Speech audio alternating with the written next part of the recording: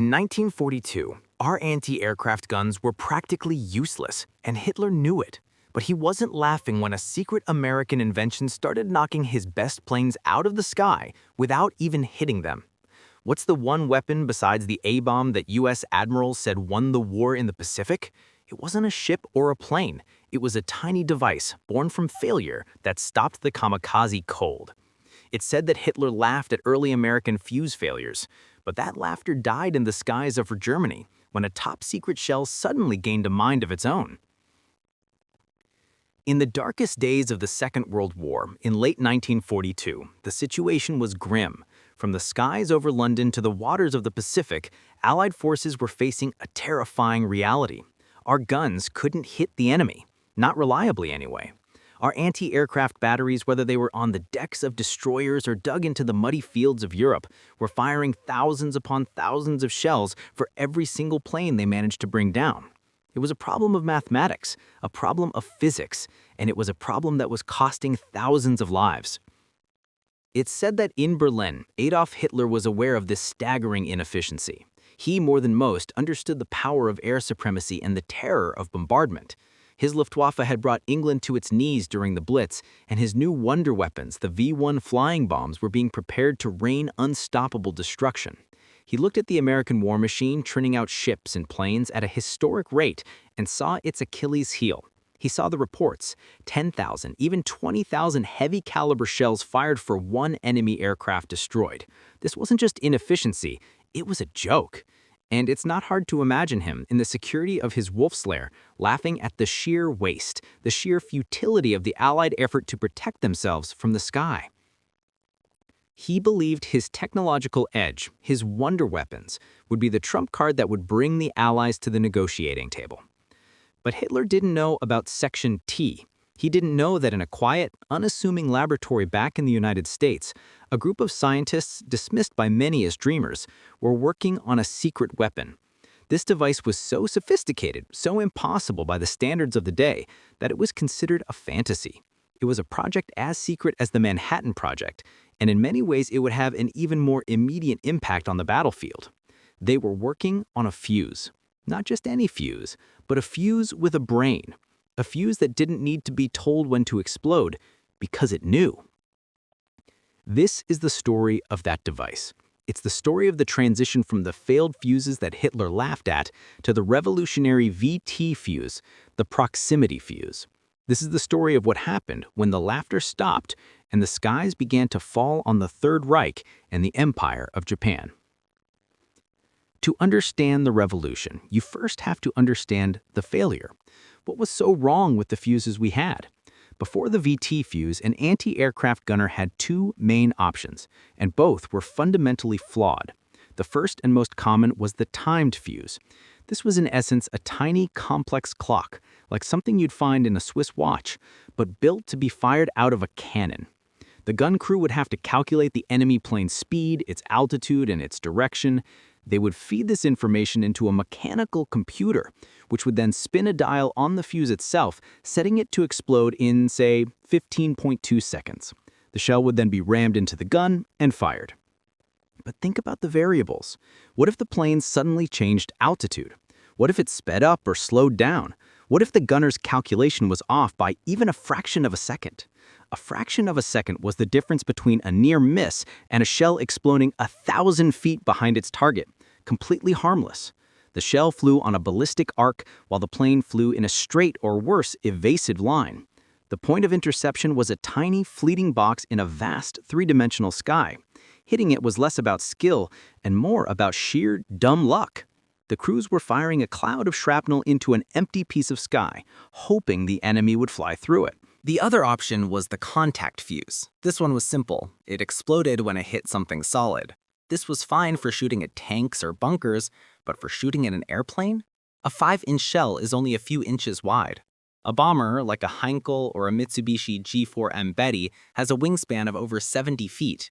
The chances of scoring a direct, physical hit on that aircraft, flying at 300 miles per hour, miles away, were practically zero. It was like trying to hit a fly with a rifle bullet from a football field away. So this was the problem. We were filling the sky with metal, spending millions of dollars in ordnance, and the enemy planes were flying right through it, dropping their bombs and flying home. The failure rate wasn't just high, it was the norm. 99% of our shells did nothing but fall back to Earth, sometimes even exploding over our own troops. This was the failure Hitler found so amusing. Our best efforts were little more than a fireworks display, a noisy and expensive show of impotence. The need for a solution was not just tactical, it was strategic.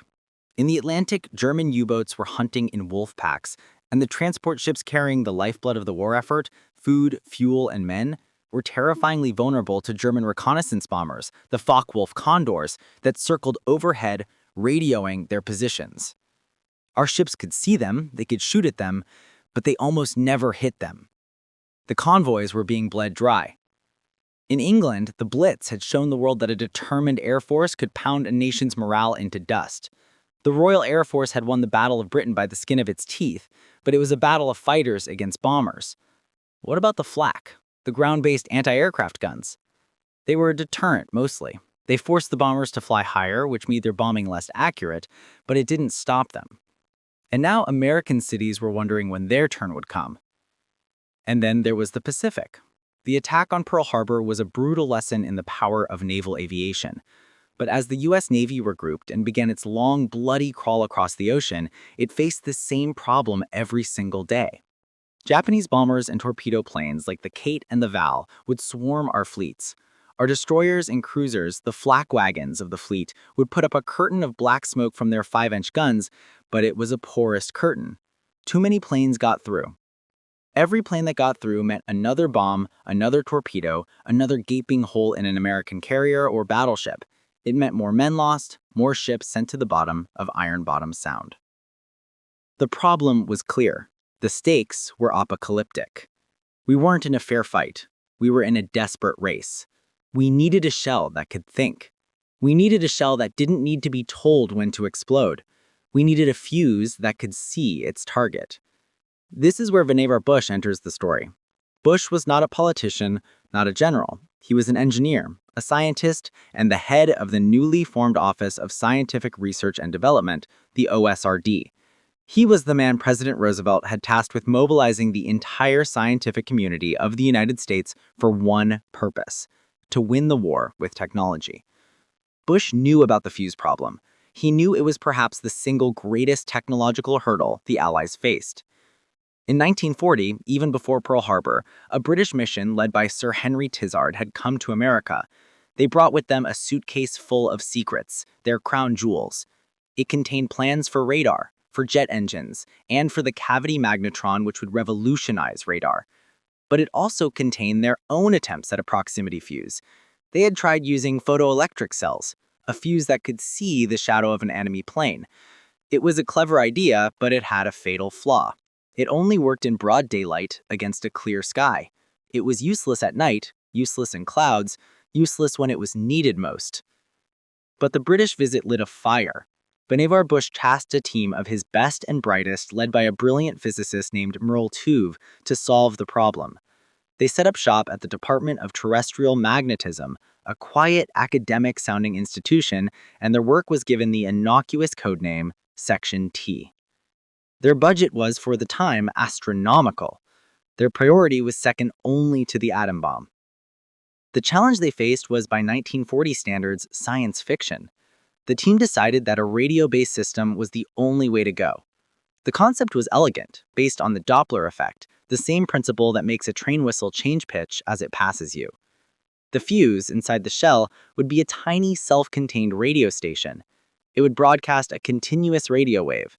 As the shell flew, this wave would bounce off anything in its path, a cloud, a mountain, or hopefully an enemy aircraft. When the wave bounced back, the fuse's receiver would listen for it. If the shell was just flying through empty air, the returning wave would be weak. But as it got closer to a solid object, like the metal skin of a Messerschmitt, the reflected signal would get stronger and fast. More importantly, because the shell was closing in on the target at over 1,000 miles per hour, the frequency of the returning wave would be shifted, just like the train whistle. The fuse's brain, a simple circuit, was designed to do one thing: detect when this reflected signal reached a specific, sudden peak in strength. When it sensed that peak, meaning it was right next to the target, it would close a switch. That switch would detonate the main explosive charge of the shell. It didn't need to hit the plane, it just had to get close. The lethal blast radius of a 5-inch shell's shrapnel was about 50 feet. Suddenly, the target wasn't a tiny 70-foot wide aircraft. The target was a massive 100-foot wide bubble of space surrounding that aircraft. The probability of a kill just went from near zero to astonishingly high. But saying it was the goal and building it were two very different things. The list of impossible problems was staggering. First, the electronics. They needed to build a miniature radio transmitter and receiver. In 1940, a radio was a piece of furniture full of glowing, delicate glass vacuum tubes. These scientists had to shrink that down to the size of a jam jar, and they found partners in an unlikely place, the hearing aid industry, which had already been working on miniaturizing these components. But that was the easy part. The real problem was survival. This tiny radio had to survive being fired from a cannon. Think about what that means. When a 5-inch shell is fired, it accelerates from 0 to over 2,000 miles per hour in just a few feet inside the gun barrel. The force of this acceleration is immense. It's not 10 Gs like a fighter pilot. It's not 100 Gs. It's 20,000 Gs, 20,000 times the force of gravity. To put that in perspective, imagine a 1-pound object suddenly weighing 20,000 pounds. A simple vacuum tube made of glass and delicate filaments would be pulverized into dust. It was like asking someone to build a light bulb, then shoot it out of a cannon and expect it to be shining when it came out the other end. It was ludicrous. The scientists at Section T had to reinvent the vacuum tube from scratch. They called them ruggedized tubes. They got rid of any part that could snap. They supported the delicate internal grids with tiny metal flanges and cushioned them with small washers. They used thicker glass. They tested their designs in the most brutal way possible. They would literally fire them from a smoothbore shotgun into a bale of cotton. If the tube survived, it was a candidate. If it shattered, it was back to the drawing board. For months, this was the entire project, just trying to build a simple electronic component that could survive the launch. While one team worked on the tubes, another faced an equally impossible problem: the battery. How do you power this thing? A normal battery would be destroyed by the G-force. Its plates would collapse, its acid would spill, and besides, you couldn't have a battery that was on all the time. The shell might sit in a storage depot for years before being used. The battery would be long dead. The solution they came up with was pure genius. It was called a reserve battery. It wasn't really a battery until the moment it was fired. The components, the zinc and carbon plates, were stacked dry. But nestled in the center of the battery was a small glass ampule, a tiny vial filled with the electrolyte fluid. When the gun was fired, the crushing 20,000 Gs of setback force would instantly shatter this glass vial. The fluid would be violently forced into the spaces between the plates, and in the span of a millisecond, the battery would come to life, powering up the fuse's radio. But there was another problem. The shell spins. When it comes out of a rifled barrel, it's spinning at hundreds of revolutions per second. This is what keeps it stable in flight. But that spinning force, the centrifugal force, would try to tear the battery apart and throw the now liquid electrolyte to the outside, away from the plates. So the design had to be perfectly symmetrical, a stack of circular plates. The spinning action would actually help distribute the fluid evenly across all the plates. Very force that threatened to destroy it was harnessed to make it work. And then safety. This was a shell designed to explode when it got near something. What if it got near the side of the gun barrel it was being fired from? What if it got near a friendly ship right next to it? What if it was accidentally dropped on the deck? It would be a disaster. The fuse had to be perfectly safe until it was well clear of the ship. This led to another brilliant piece of engineering. They included a simple, spring-loaded safety switch, but the spring was held in place by a small pellet of soft metal. As the shell spun, centrifugal force would try to push the switch outward, but it couldn't because the metal pellet was in the way. But as the shell flew, air resistance would spin a tiny pinwheel on the fuse's nose. This pinwheel was connected to a small screw. As it spun, it would slowly unscrew a cap, which would then allow a different safety mechanism to engage, arming the fuse. This took about 2 or 3 seconds. By that time, the shell was already thousands of feet away from the ship, safe to arm. This was the pre-VT development. It was a time of endless failure. For every one idea that worked, 1,000 failed. Shells exploded in the barrel, they fell dead into the water, they armed too early, they didn't arm at all. The team at Section T was working 24 hours a day, 7 days a week.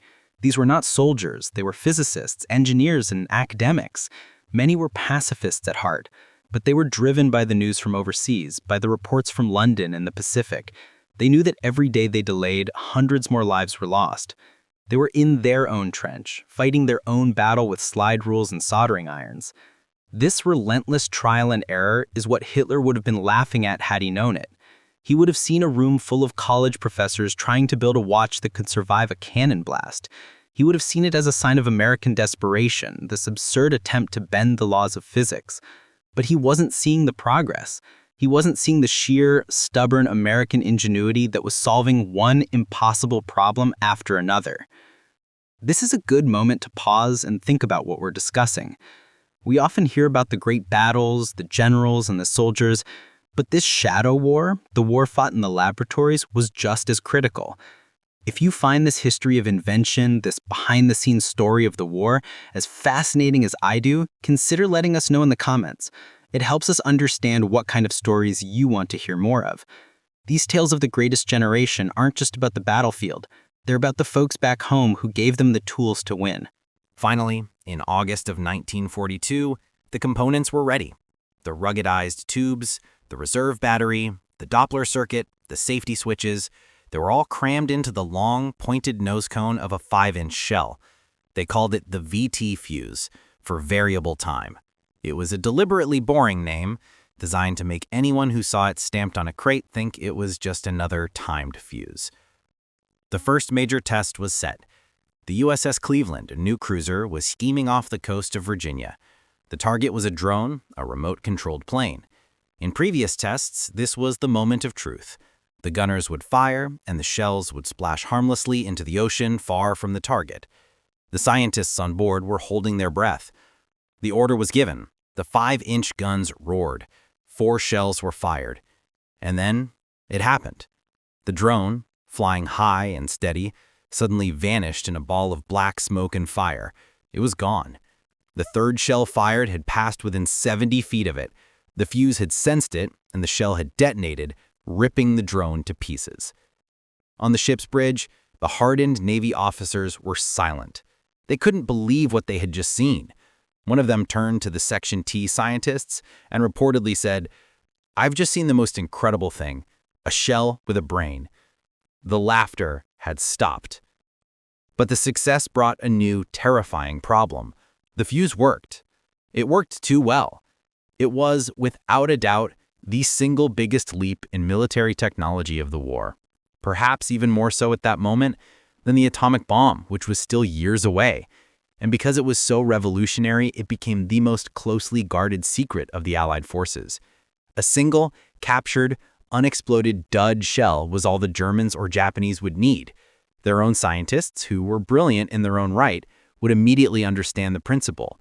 They would reverse engineer it, and if they built their own proximity fuses, the war could be lost.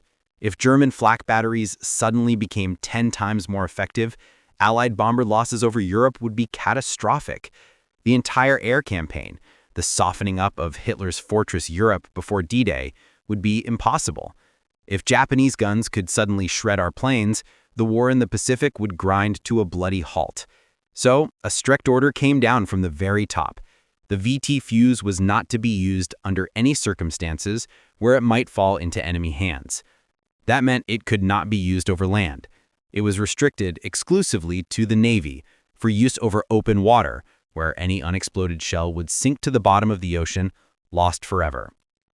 For all of 1943 and most of 1944, the fuse was the Navy's secret weapon, and in the Pacific, it began to change the tide.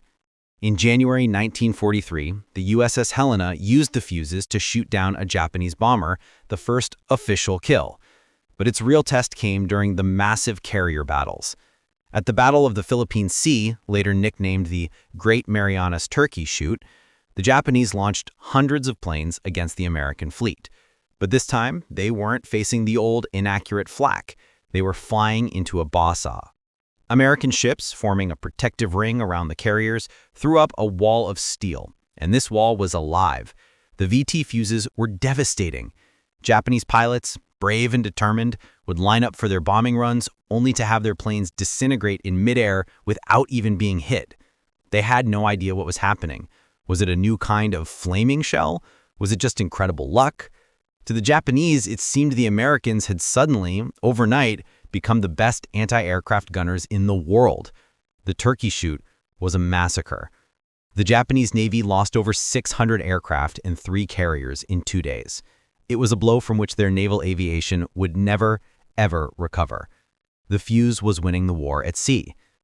Meanwhile, back in Europe, the land war was raging.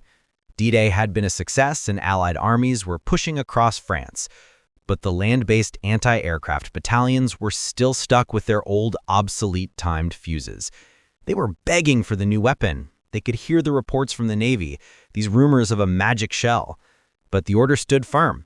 Do not use it over land. Then came the V1, Hitler's vengeance weapon. It was a flying bomb, a precursor to the cruise missile. It was small, it was fast, and it was unmanned. It was launched from ramps in France and aimed at London. The sound of its sputtering pulse jet engine became the sound of terror for millions of British civilians. It was inaccurate, but that was the point. It was a weapon of pure terror aimed at a city. The British threw everything they had at it. Fighter pilots in their Spitfires and Tempests would bravely fly alongside the bombs and try to shoot them down, or even, in a stunning act of courage, tip them over with their own wingtips to send them off course. The anti-aircraft guns on the coast fired tens of thousands of shells, but the V1 was a small target, moving at 400 miles per hour. The old timed fuses were just as useless against it as they were against a plane. The scientists at Section T were furious. This was exactly what their fuse was designed for, an unmanned, fast-moving target. There was no risk of a pilot bailing out and telling the Germans what happened. There was no complex brain for the Germans to find. The V1 was a simple machine. They pleaded with the high command. Finally, General Eisenhower gave the order. The VT fuses were secretly shipped to the anti-aircraft batteries on the English coast. The results were immediate and staggering. The first week the fuses were in use, the kill rate for anti-aircraft guns jumped from less than 10% to over 24%. Within a month, it was 50%. By the final weeks of the V1 campaign, as the gunners perfected their new tool, the batteries were knocking down over 79% of all V1s that entered their airspace. The buzz bomb terror was over. The fuse had saved London. But Hitler wasn't done. His laughter may have been silenced, but his capacity for destruction was not. In the winter of 1944, he launched his last desperate gamble, the Battle of the Bulge. He threw 250,000 men and all his remaining panzer divisions into a surprise attack through the dense Ardennes forest, a sector the Americans believed was quiet. The goal was to split the Allied armies in two and capture the vital port of Antwerp, cutting off their supply lines. The attack began in a shroud of the worst winter weather Europe had seen in decades. Snow, fog, and low clouds grounded the Allied air forces, which were our single greatest advantage. On the ground, American units, many of them green and untested, were overrun. The situation was desperate. General Patton, racing to relieve the besieged 101st Airborne at Bastogne, looked at the sky and prayed for clear weather. But the Germans had another advantage. Their Luftwaffe, which many believed was broken, came out in force. Flying low under the clouds, their Focke-Wulfs and Messerschmitts strafed and bombed the retreating American columns, creating chaos. Our ground troops were exposed. Their own anti-aircraft guns, the 50 calibers and 40 millimeters, were struggling to hit these fast, low-flying planes. The heavy 90mm guns, the ones that would use the VT fuse, were firing their old, useless timed shells. This was the crisis point. The V1 attacks on London had been one thing, but this was a full-scale military disaster in the making. The secret of the fuse had been protected for 2 years, but what was the point of a secret weapon if you lost the war while keeping it a secret? The order was given. On December 25, 1944, Christmas Day, the VT fuse was officially cleared for use over land in the European theater. Crates of these new shells marked with the secret VT code were rushed to the front lines. The gun crews, who had been drilling with their timed fuses for years, were given a quick, cryptic briefing. They were told these new shells were special. They were told not to worry about setting the time. Just aim and fire, they were told. The shell will do the rest. A few days later, the weather broke. The clouds lifted and the full force of the Luftwaffe came out, expecting to continue their turkey shoot of American trucks and infantry. Instead, they flew into a wall of death. The American 90mm guns opened up, but this time the black puffs of smoke weren't just scattered randomly across the sky. They were appearing, as if by magic, in the exact spot where a German plane was. German pilots were baffled, then horrified. They would be flying in formation, and suddenly the plane next to them would just explode. Not just get hit, but vaporize in a cloud of shrapnel. There was no warning, there were no tracer rounds zipping past. Just a sudden, catastrophic explosion. They called it ghost flak, or flak with a brain. They thought the Americans had developed some new terrifyingly accurate aiming system. They had no idea the shell itself was doing the aiming. The effect on morale was devastating. German pilots who were already outnumbered now faced an enemy that seemed supernaturally accurate. They began to refuse to fly missions over the American lines. Within a week, the Luftwaffe's presence over the Bulge had evaporated. The skies were clear. And the Fuze had another target, the ground. The Fuze was designed to explode when it saw a target below it. Originally, that target was a plane. But what if the target was the ground itself? The Army quickly realized they could set the Fuze to detonate not on impact, but about 30 feet above the ground. This was revolutionary. A normal artillery shell with an impact fuse would bury itself in the mud or snow, and its explosion would be muffled, sending shrapnel mostly harmlessly upwards. But a shell that exploded 30 feet in the air? That was an airburst. It would spray thousands of red-hot, high-velocity steel fragments downwards in a massive cone, like a giant invisible shotgun blast. It was absolutely devastating to infantry caught in the open. Patton's army is now equipped with this new shell began to return fire. German soldiers, dug into foxholes, suddenly found that their cover was useless. Shells were exploding above their heads, raining death directly into their positions.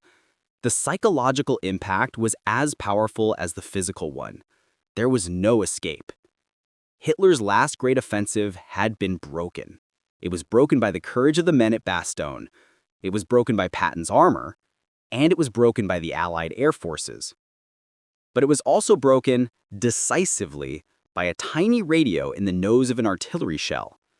The laughter that had echoed from Berlin 2 years earlier was gone forever, replaced by the howl of shells that could not be fooled. The war in Europe would end 5 months later, but the war in the Pacific was entering its most brutal phase. The Japanese military, understanding the turkey shoot had crippled their navy, turned to a tactic born of pure desperation, the kamikaze. This was a weapon the American Navy had never truly prepared for. It wasn't a plane trying to drop a bomb and escape. It was a missile guided by a pilot on a one-way mission. These pilots, often young and indoctrinated, would fly their planes, loaded with explosives, directly into the decks of American ships. The old Fuzes were completely, hopelessly useless against this. A gun crew had to do more than just hit the plane. They had to destroy it. A mission kill, where the plane was damaged and forced to turn back, was not enough. A wounded plane, a smoking plane, even a plane with a dead pilot, would still follow the laws of physics. Its momentum would still carry it into the side of a ship. And a single kamikaze hit could cripple a destroyer or gut an aircraft carrier, killing hundreds of men in a fiery instant. The sailors on the flak guns were driven to the edge of madness. They would fire and fire, hitting the planes with 20mm and 40mm cannon fire, watching pieces fly off the wings, and the plane would just keep coming. It was a zombie, a flying corpse that could still kill. This is where the VT Fuze had its most profound impact. When the Fuze was fully deployed to the Pacific Fleet, it changed the very nature of naval warfare. A 5-inch shell with its massive explosive charge and the VT Fuze didn't just damage a kamikaze, it vaporized it. The Fuze didn't need a direct hit, it just needed to get close. The 50-foot kill radius was more than enough. A single shell exploding near the wing of a Zero would tear the wing clean off. The plane wouldn't just be damaged, it would be dismembered in mid-air. It would tumble harmlessly into the sea far from its target. The gunners who had been firing until their barrels melted with little effect now had a weapon that worked. A single well-named shot was all it took. The kill ratios were not just doubled or tripled, they were increased by a factor of 10, then 20. Ships that had been easy prey were now porcupines of lethal intelligent steel. Fleet Admiral Chester Nimitz, the commander of the Pacific Fleet, and Admiral King, the chief of naval operations, would both later state that the VT Fuze was one of the 3 most important technological developments of the war. The first 2 were radar and the atomic bomb. But many historians and many sailors who were there would argue that the VT Fuze was number 1. It was the weapon that saved their lives. It was the weapon that stopped the kamikaze. It was the weapon that allowed the fleet to survive the onslaughts at Iwo Jima and Okinawa and to push on to the shores of Japan itself. When the war ended, the story of the Fuze was finally declassified. The head of Section T, Merle Twav, and his team, who had worked in obscurity for 4 years, were hailed as heroes. The numbers were staggering. Over 22 million fuses had been produced by the war's end by a massive industrial coalition, led by companies like RCA, Sylvania, and Crosley. It was a production miracle that mirrored the Manhattan Project, but instead of 2 bombs, it produced tens of millions of tiny, life-saving, war-winning brains. The cost of the program was over $1 billion, a staggering sum in the 1940s. But the return on that investment was incalculable. It saved London from the V1. It turned the tide at the Battle of the Bulge.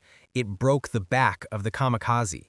It saved, without any exaggeration, hundreds of thousands of Allied lives and shortened the war by months, if not years. So what happened when Hitler laughed at our fuse failures? What happened was that he, like so many tyrants, mistook quiet, methodical, determined work for weakness. He mistook American ingenuity for fantasy. He laughed at the problem, but he never saw the solution. And the solution, developed by men who had never fired a gun in anger, was to give a shell a mind of its own. It was to take the principles of physics, the Doppler effect, and cram them into a package that could survive 20,000 Gs. It was to build a battery that came to life on the battlefield, and a tube that could withstand the apocalypse of its own launch. The pre-VT models were failures. They were the necessary, painful, and frustrating steps on the path to success. And every failure was a lesson. Every shattered tube, every dead battery, every dud shell was teaching the scientists at Section T what not to do. Failure wasn't the end, it was the method. This history is so important, and it's something we don't often talk about. We talk about the atom bomb, which ended the war. We don't talk as much about the VT Fuze, which won the war. It allowed our soldiers, sailors, and airmen to fight and win, to come home. If this is the kind of history you believe we need to remember, the stories of the grit and ingenuity that truly saved the world, then we hope you'll consider subscribing to this channel. We are dedicated to telling these stories, the ones that often get left in the footnotes, but deserve to be the headlines. The legacy of the VT Fuze is all around us. The technology developed for it, the rugged electronics, the printed circuits, the miniaturization, it all paved the way for the post-war technological boom. It led to transistors, to microchips, to the very computer or phone you might be watching this on. It's a reminder that sometimes the most powerful weapon isn't the one that makes the loudest bang. It's the one that's the smartest. It's the one that turns an impossible problem into a solved one. The laughter in Berlin was based on an old way of thinking. The silence that followed was the sound of a new era dawning, an era where a simple shell could, for the first time, think for itself. We've covered a lot of ground, from the labs of Washington, D.C. to the skies over the Ardennes and the waters of Okinawa.